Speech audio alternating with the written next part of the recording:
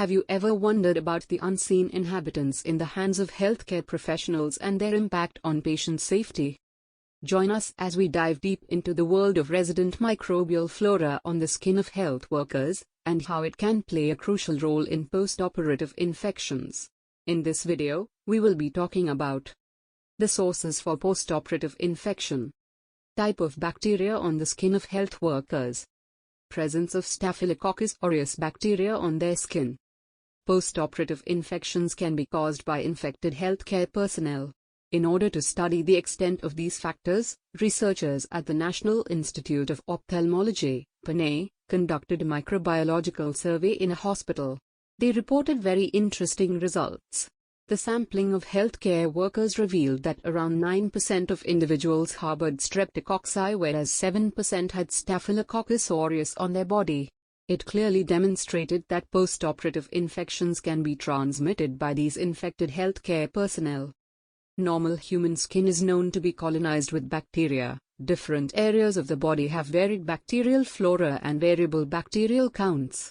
Bacteria recovered from the hands are divided into two categories: transient flora and resident flora.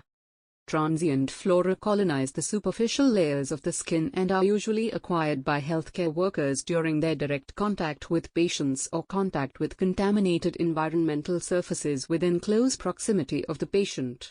Transient flora consist of microorganisms most frequently associated with healthcare-associated infection and hence are very important.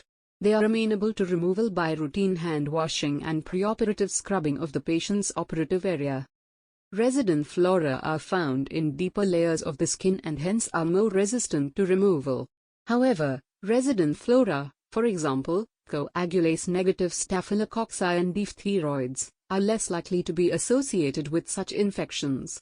The hands of healthcare workers may become persistently colonized with pathogenic flora like Staphylococcus aureus, gram-negative bacilli, or yeast. Researchers have documented that although the numbers of transient and resident flora varies considerably from person to person, it is often relatively constant for any specific person. Different studies have reported varying prevalence of Staphylococcus aureus carriage. In an Indian study from a community in Delhi, nasal carriage rate for Staphylococcus aureus was 29.4%. But that was not all. Of these, 18.1% were found to be methicillin-resistant Staph aureus, MRSA.